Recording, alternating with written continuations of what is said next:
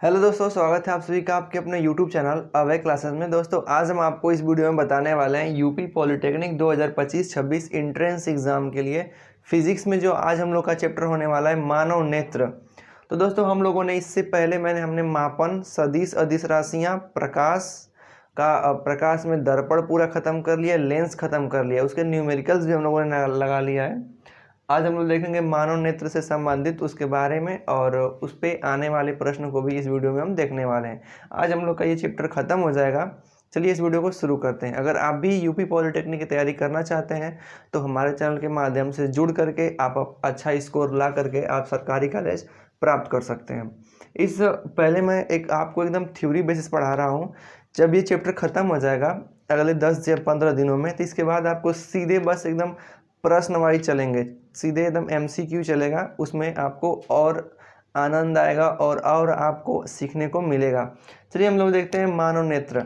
मानव नेत्र क्या होता है आपको बना के दिखाते हैं।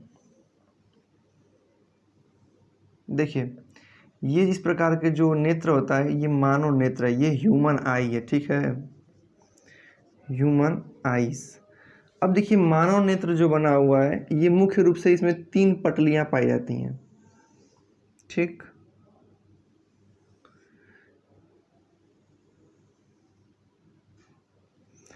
देखिए ये जो ऊपर उभरा हुआ भाग देख रहे हैं इसको बोलते हैं कार्निया।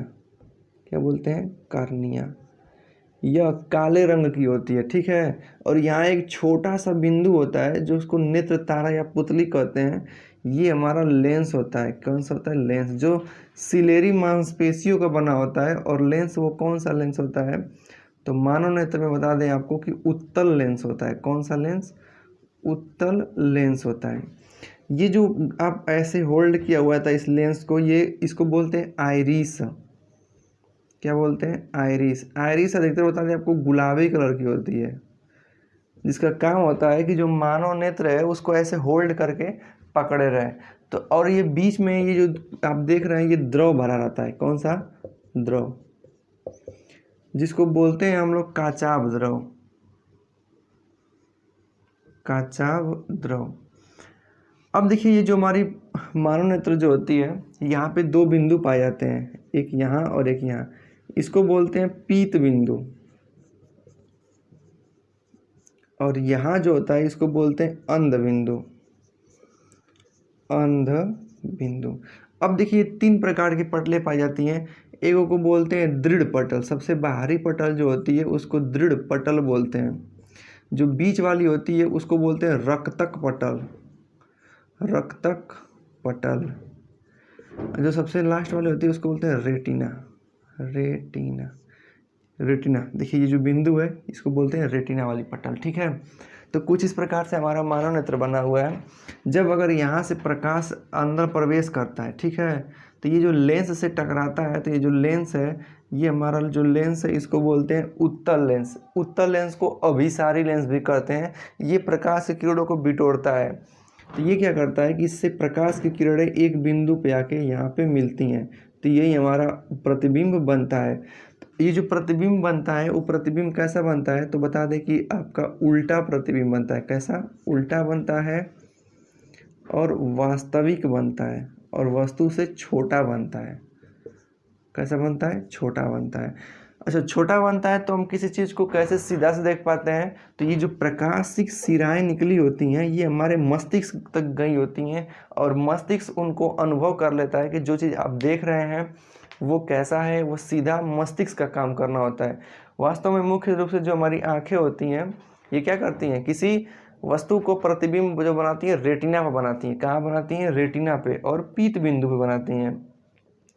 फिर पूछता है कि जो आँख में आगे उभरा हुआ भाग होता है उसे क्या कहते हैं? तो उसे कार्निया कहते हैं। ये काले रंग की होती है। इसके बीच में एक छिद्र होता है जिसे हम नेत्र तारा या पुतली कहते हैं। इसी से अंदर होकर प्रकाश जाता है। और ये जो लेंस होता है ये सिलेरी मांसपेशियों का बना होता है। अब देखिए ये जो हो गया हमारा मानव नेत्र, इसमें आप लोग समझ गए होंगे। अब आप देखेंगे कि जो मानव नेत्र है, नेत्र में अगर इसमें घटाव बढ़ाव भी होता है। अगर जैसे मान लीजिए आप कुछ दूर वस्तु को देख रहे हो तो आपकी आंखें थोड़ी सी बड़ी हो जाती हैं देखने के लिए, आप नज़दीक को देख रहे हो तो आप अपनी आंखें सिकोड़ लेते हैं। तो हमारी आंखें जैसे कि किसी वस्तु को अगर फोकस दूरी चेंज करें तो हमारी आंखें उसको स्पष्ट रूप से देख पाती है। तो ये जो क्यों देख पाती है, तो नेत्र की समंजन क्षमता के कारण देख पाती है, आप इसको याद रखिएगा। अब कभी कभी क्या होता है कि समय के साथ साथ ये जो आप ये से जो गोलक देख रहे हैं गोला, या तो अगर जब ज़्यादा उम्र हो जाती है तो या तो ये ऐसे फैल जाता है या तो ऐसे सिकुड़ जाता है। तो कहने का मतलब ये अपने स्थान से या तो आगे चला जाएगा या तो पीछे चला जाएगा। तो उस स्थिति में मानव में नेत्र दोष हो जाता है, जिसको बोलते हैं दृष्टि दोष बोलते हैं। क्या बोलते हैं? दृष्टि दोष। अब देखिए आँख में ना दो प्रकार के मुख्य रूप से दोष होता है। एक को बोलते हैं निकट दृष्टि दोष, निकट दृष्टि दोष, और दूसरा होता है हमारा दूर दृष्टि दोष।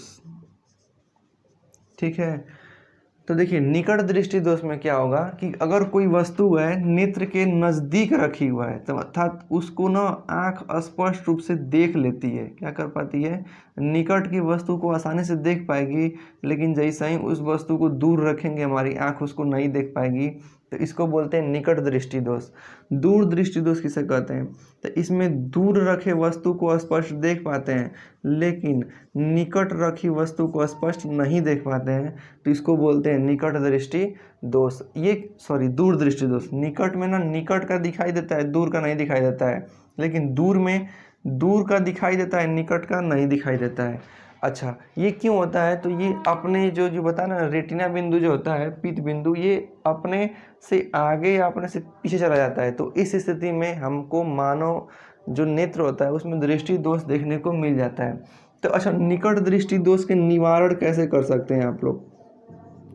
निकट दृष्टि का अगर मान लीजिए इसका अगर आपका निवारण करना होगा, निवारण अर्थात इलाज, तो इस स्थिति में क्या होता है? देखिए निकट दृष्टि दोष में ये जो होता है ना, ये अपने आप को बड़ा कर लेता है और ये जो बिंदु होता है यहाँ चला जाता है। ठीक है, तो जब यहाँ चला जाएगा तो ये प्रकाश की किरणें यहीं काटेंगी तो आपको प्रतिबिंब स्पष्ट रूप से साफ नहीं दिखाई देगा। तब क्या करते हैं? तब आँख के सामने हम लगाते हैं अवतल लेंस। कौन सा लेंस? अवतल लेंस। अवतल लेंस लगाते हैं तो अवतल लेंस का काम होता है किरणों को थोड़ा सा फैला देना। तो ये क्या करेगा? अगर आप यहाँ अवतल लेंस लगाएंगे तो ये यहाँ पे फैला के जब भेजेगा तो यह यहाँ पे आके काटेंगे। ठीक है, तो आपको उतना नहीं देखना है, बस ये जानना है कि अगर निकट दृष्टि दोष आँख में है तो उसके लिए हम प्रयोग करते हैं अवतल लेंस का। ठीक है, इसको ही हम अपसारी लेंस भी कहते हैं, अपसारी लेंस भी कहते हैं। अगर आँख में दूर दृष्टि दोष है तो इसका इलाज के लिए, निवारण के लिए आप लगाते हैं आँखों में उत्तल लेंस। कौन सा लेंस? उत्तल लेंस का उपयोग करते हैं। इस लेंस को हम अभिसारी लेंस कहते हैं। इसका जैसे मान लीजिए हमारी मानव नेत्र हो गई, तो अगर अपने कोई किरण है यहाँ से अगर आ रही है तो अगर मान लीजिए ये यहाँ पे काट रही है, इसका मतलब ये गोलक ना आगे बढ़ गया है, पहले यहाँ था लेकिन इधर चला गया है। तो अब आँख में आपको क्या लगाना पड़ेगा? अब आँख में लगाना आपको पड़ेगा उत्तल लेंस। उत्तल लेंस क्या करता है कि प्रकाश की से आने वाली जब सामने जो किरण होती है इसको बिटोरता है, तो ये बिटोरेगा, फिर आँख में भी लगा हुआ है उत्तल लेंस, तो फिर ये जाके इस बिंदु पे गिरा के सब काटेगा। तो जब दूर दृष्टि दोष रहेगा आँख में तो लगाइएगा उत्तल लेंस, और जब निकट दृष्टि दोष रहेगा तो लगाएंगे अवतल लेंस। ठीक है, अब एक और दृष्टि दोष होता है जिसको बोलते हैं जरा दृष्टि दोष। क्या बोलते हैं? जरा दृष्टि दोष। जरा दृष्टि दोष में क्या होता है कि जैसे अगर समय बीतने के साथ साथ जब आदमी की आंखें पुरानी रहती है, मतलब बुढ़ापे की स्थिति आ जाती है, इसको बोलते हैं जरा दृष्टि दोष। जब बुढ़ापे की स्थिति आती है तो उस समय क्या होता है, व्यक्ति को न नज़दीक का देख पाता है और न ही दूर का देख पाता है। इससे देखिए याद कर लीजिएगा, अगर निकट दृष्टि दोष है तो नज़दीक का दिखेगा, दूर का नहीं दिखेगा। दूर दृष्टि दोष है तो दूर का दिखेगा, नज़दीक का नहीं दिखेगा। और जरा दृष्टि दोष है तो इसमें कुछ नहीं दिखता है, न नज़दीक का न दूर का, बस धुंधलापन दिखता है। तो इस स्थिति में ये जो आँख होती है, आँख में दोनों लेंस लगाते हैं, ऊपर लगाते हैं अवतल लेंस और नीचे लगाते हैं उत्तल लेंस। इस बात को ख्याल रखिएगा। तो आई होप आप लोग मानव नेत्र से संबंधित सभी बातों को जान गए होंगे और मैंने पूरा प्रयास किया है कि मानव नेत्र आपको समझा दूं।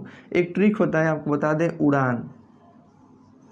उड़ान देखिए, इसको याद करने के लिए देख सकते हैं कि उत्तल दर्पण है। कौन सा दर्पण है? उत्तल। देखिए ये हो जाएगा उत्तल दर्पण। उसे क्या होगा? लेंस, उत्तल लेंस। कब लगाएंगे? डी से दूर, तो दूर दृष्टि दोष के लिए कौन सा लगाते हैं? उत्तल लेंस। ए से होता है हमारा अवतल दर्पण, सॉरी अवतल लेंस बोलना चाहिए, दर्पण बोल दे रहा हूँ। तो जब आँख में अगर अवतल लेंस कब लगाते हैं? जब आँख में यंग से क्या होता है? निकट दृष्टि दोष हो जाता है। कौन सा दोष होता है? निकट दृष्टि दोष हो जाता है। तो आप याद रखने का ट्रिक भी है उड़ान। ऊ से उत्तल, डी से दूर, तो उत्तल लेंस कब लगाएंगे? दूर दृष्टि दोष के लिए। ए से हो जाएगा अवतल, कब लगाएंगे? निकट दृष्टि दोष के लिए। तो आई होप आप लोग इस चीज़ को समझ गए होंगे। एक दो बातें और पूछता है। क्या पूछता है? पूछता है ना कि निकट दृष्टि का जो न्यूनतम दूरी होती है, दृष्टि की न्यूनतम दूरी अगर पूछेगा, न्यूनतम, तो आपको बताइएगा 25 सेंटीमीटर। मतलब आँख जो होती है हमारी कम से कम 25 सेंटीमीटर तक देख सकती है।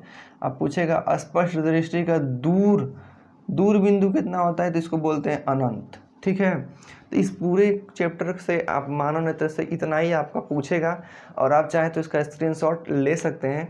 और चलिए, जो कि पिछले साल आपके मानव नेत्र से जितने प्रश्न पूछे हैं मैं यहाँ पे आपको लगवा देता हूँ। तब तक आप चाहे तो इसके स्क्रीनशॉट ले सकते हैं।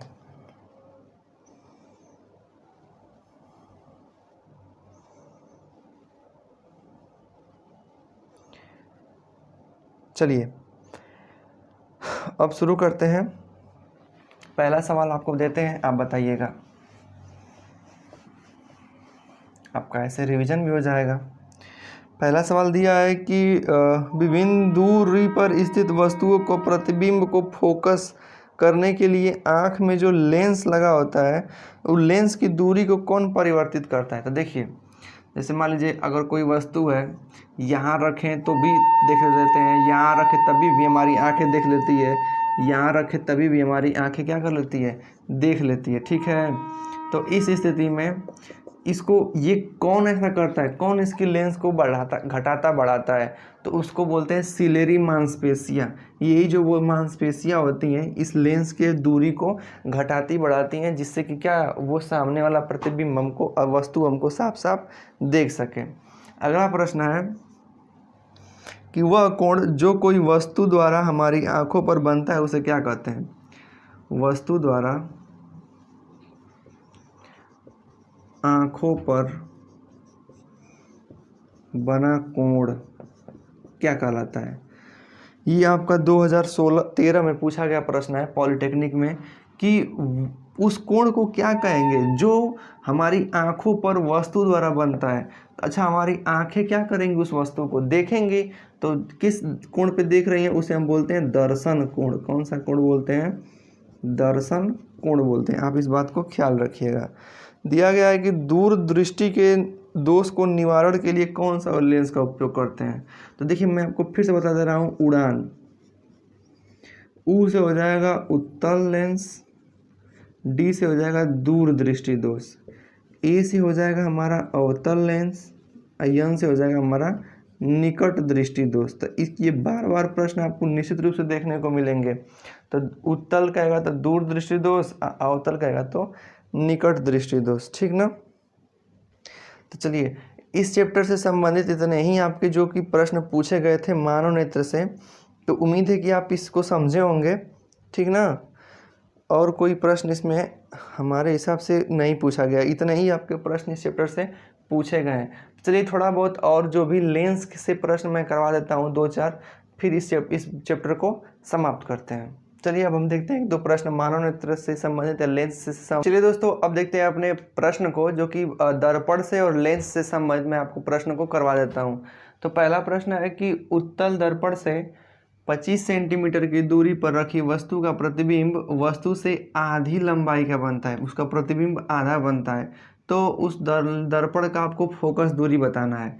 चलिए हम इसको लगाते हैं। देखिए ये क्या दिया है, उत्तल दर्पण दिया है, तो इसमें u का मान दे दिया है। वस्तु की दूरी का मतलब u का मान कितना, 25 सेंटीमीटर। और आपको बताए होंगे कि चाहे उत्तल दर्पण हो चाहे अवतल दर्पण हो, वस्तु से जो प्रतिबिंब की दूरी होती है उसको माइनस में दिखाते हैं। ठीक है, अब देखिए ये लंबाई आधा है, इसका मतलब क्या, ये आपको आवर्धन दे दिया है और आवर्धन यम बराबर माइनस भी बाई यू होता है। इसके बारे में मैंने अच्छे से आपको इससे पीछे वाली वीडियो में बताया हुआ है। ठीक है, चलिए माइनस भी बाई यू है। तो अब देखिए क्या दिया है, इसका मान दे दिया है कि जो इसका प्रतिबिंब है, इसके प्रतिबिंब वस्तु के लंबाई से आधी बनी हुई है, मतलब कि 1/2 बनी हुई है। कैसे, तो हम बताए थे कि ये जो होता है I/O होता है, इमेज अपॉन ऑब्जेक्ट। तो देखिए क्या कह रहा है कि ये जो बना है ना, कि इसकी जो लंबाई है वस्तु के प्रतिबिंब, देखिए वस्तु का जो प्रतिबिंब है वस्तु से क्या से बना है, उससे वस्तु से आधा लंबाई बना है, आधा लंबाई बना है, इसका मतलब 1/2 बना है। ठीक है, तो अब देखिए जैसे ये हो जाएगा, तो अगर हमको u का मान पता करना हो तो इसका इसमें गुणा कर देंगे और इसका इसमें, तो -2v हो जाएगा। अब आप इस बात को याद रखिएगा, ये माइनस था, ये माइनस माइनस कट जाएगा। ठीक, तो देखिएगा ये मान लीजिए कट गया, तो u बराबर क्या हो गया, 2v। या फिर एक और इसको ऐसे देखें तो v का मान अगर दे दिया है हमको, कितना दे दिया है, 25 सेंटीमीटर, तो v की जगह रख दीजिए 25, ये हो जाएगा 2v। तो v का मान चाहिए तो इसको नीचे कर दीजिए, अर्थात 25/2 हो जाएगा। ये क्या हो गया, v का मान आ गया। और ये किसका मान है, u का मान है। तो अब आप लगा लीजिए कि दर्पण का सूत्र क्या होता है, 1/f बराबर 1/v प्लस 1/u होता है। तो 1/f, एक भी का मान कितना है, 25/2 है, तो 1/v चाहिए, तो ये हो जाएगा 25/2। तो ये 2 कहाँ चला जाएगा, ऊपर, तो इसको लिख सकते हम सीधे ऊपर लिख सकते हैं, प्लस 1/ कितना हो जाएगा, 25। अब आप जानते हैं कि जब भी दर्पण हो, चाहे अवतल चाहे उत्तल, उसमें जो u का मान होता है उसमें ऋणात्मक आता है, तो यहाँ पे क्या कर देंगे, माइनस। तो ये माइनस ये प्लस, इसको क्या कर देगा, माइनस कर देगा। अब हल कर लेंगे कि 1/f बराबर, देखिए ये आधार बराबर है तो ऊपर घट जाएगा, 2 में से एक जगह तो 1 हो जाएगा। चूँकि 1/f का मान 1/25 है, तो f का मान पलट देंगे तो कितना सेंटीमीटर, तो कह देंगे कि 25 सेंटीमीटर। तो आई होप आप लोग समझ गए होंगे कि जब भी आपसे इस प्रकार का प्रश्न पूछेगा कि वस्तु का जो प्रतिबिंब है वस्तु के लंबाई से आधा बना है, तो आप इस प्रकार से लगाएंगे। चलिए अब देखते हैं दूसरा प्रश्न है ये वाला। इसमें भी देखिए क्या दे दिया है, उत्तल दर्पण से 40 सेंटीमीटर दूरी पर एक वस्तु का प्रतिबिंब जो कि बनता है 10 सेंटीमीटर दूर, अर्थात u का मान दे दिया है कितना, 40 सेंटीमीटर, और v का मान दे दिया है 10 सेंटीमीटर। देखिए आप हम सवाल लगा रहे हैं, आपको नहीं समझ में आ रहा है, इसका मतलब आपका थ्योरी नहीं सही है। थ्योरी में आप थोड़ा मोड़ा जो भी आप गलती कर रहे होंगे, तो वीडियो का लिंक मैं दे दूंगा नीचे डिस्क्रिप्शन में, वहाँ से मैंने पूरी थ्योरी को पढ़ाया हुआ है, तब मैं इस सवाल को लगा रहा हूँ। चलिए इसको मिटाते हैं। अब देखिए u का मान दे दिए, जैसे मान लीजिए ये आपको बता दें, मान लीजिए कि ये एक हमारा क्या हो गया, दर्पण हो गया, उत्तल दर्पण, ये वस्तु रखते हैं, इधर प्रतिबिंब बन रही थी उस दिन, तो यहाँ से यहाँ तक की जो दूरी होती है इसे u से दिखाते हैं, और कितना दे दिया है, 40 सेंटीमीटर। ठीक है, और यहाँ से यहाँ तक की जो दूरी है उसको v से दिखाते हैं। तो देखिए आप दर्पण का सूत्र पढ़े हैं, 1/f बराबर 1/v प्लस 1/u, ये v है। चूँकि आपको f का मान चाहिए, तो देखिए v का मान 10 और ये प्लस 1/40 हो जाएगा। लेकिन देखिए जब भी ये दर्पण से वस्तु की जो दूरी दिखाते हैं ये निगेटिव दिखाते हैं, क्यों दिखाते हैं वो मैंने बता दिया हुआ है। ये माइनस में 40 हो जाएगा, तो ये माइनस और ये प्लस मिलकर क्या कर देगा, इसको माइनस। तो 1/f बराबर, अगर आप इसका एलसीएम लेंगे 40 हो जाएगा, 4 दाम में 40 और ये 4 एकम 4 हो जाएगा, 4 में से एक जगह तो 3/40। अगर आप पलट देंगे यफ ऊपर हो जाएगा, तो इसको भी पलट देंगे तो 40/3 हो जाएगा। अगर आप इसको भाग देंगे तो 3 एकम 3 हो जाएगा, हासिल दे देगा कि इसको तो 10 हो जाएगा, तो 10 3 हो जाएगा, फिर एक हासिल तो 3 हो जाएगा। अर्थात जो दर्पण है उसका जो लेंस, जो दर्पण की फोकस दूरी 13.3 3, अर्थात विकल्प नंबर बी फॉर बॉय, वो वाला हमारा सही है। तो ये हमारा रहा अवतल दर्पण से संबंधित। अब आइए इसी पे आधारित हम देख लेते हैं दो प्रश्नों को। ये उत्तल दर्पण पे रहा। अब आइए समझ लेते हैं हम लोग अवतल दर्पण पे आधारित प्रश्नों को, ताकि आपको दोनों में कंफ्यूजन न हो। ठीक, देखते हैं अपने अगले प्रश्न को। अगला प्रश्न है कि एक अवतल दर्पण की वक्रता त्रिज्या 20 सेंटीमीटर है, ठीक है, और कह दिया कि किसी वस्तु के दोगुने आकार का वास्तविक प्रतिबिंब बनने के लिए दर्पण से वस्तु को किस दूरी पर रखें। आपसे u का मान पूछ दिया है, और देखिए आपको वक्रता त्रिज्या दिया है, मतलब कि r का मान दिया है। तो बताइए कि r का उपयोग कहीं करते हैं तो नहीं, तो r का मान दिया है तो f का मान चाहिए। तो जब f का मान चाहिए मेरे भाई, तो r का आधा करना पड़ेगा, r बटा के 2, अर्थात 20 का जब आधा करेंगे तो 10 सेंटीमीटर हो जाएगा। कितना हो जाएगा? 10। चूँकि दर्पण कौन सा है? अवतल दर्पण है। तो आपको बताया कि अवतल दर्पण में जो यफ का मान होता है हमेशा निगेटिव होता है। तो ये कितना हो जाएगा? -10 सेंटीमीटर।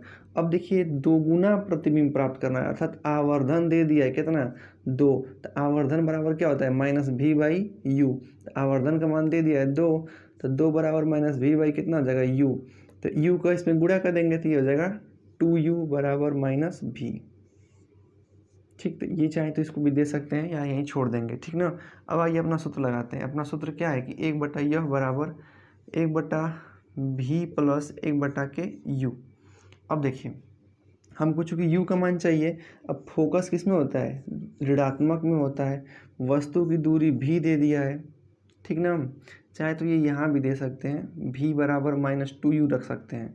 तो हम चाहें तो यहाँ v है तो यहाँ 2u रख दें प्लस, अब ये हो जाएगा u, ठीक ना। तो देखिए ये जो है, अब इसका मान निकाल लेंगे, तो -1/10 बराबर ये भेज देंगे यहाँ पे, तो 1/2u प्लस 1/u हो जाएगा, ठीक। -1/10 बराबर, अब देखिए 2u और u का एलसीएम लेंगे तो 2u हो जाएगा, तो 2u से 2u कट जाएगा, तब -1 हो जाएगा। देखिए यहाँ पे ये दोनों समान है ना, तो जुड़ जाएगा। क्या हो जाएगा? जुड़ जाएगा। तो अगर इसको जोड़ रहे हैं हम लोग, अरे मतलब घटेगा, तो u और 2u इसका एलसीएम हो जाएगा, ठीक है। तो 2u से 2u कट जाएगा एक बार में, प्लस u से u एक बार में कट जाएगा, तो ये क्या हो जाएगा? 2 हो जाएगा। क्या हो जाएगा? 2। अब देखिए इसका इसमें गुणा कर देंगे तो ये हो जाएगा 2u/10, और 2 में से एक जगह तो क्या बचेगा? 1 बचेगा। क्या बचेगा? देखा, 2 में से एक जगह 1 बचेगा, ये माइनस है। 10 का गुणा इसमें कर देंगे तो 2u बराबर -10, तो ये माइनस ख़त्म, तो 2 1 कम 2, 2 5 10, अर्थात u का मान कितना आ गया? 5 सेंटीमीटर, ठीक है। u का मान कितना आ गया? 5 सेंटीमीटर, अर्थात वस्तु को ना उस दर्पण से 5 सेंटीमीटर दूरी पर रखना पड़ेगा। हम देखते हैं आंसर सही है कि नहीं। तो देखिए जो ये u था कहाँ गया?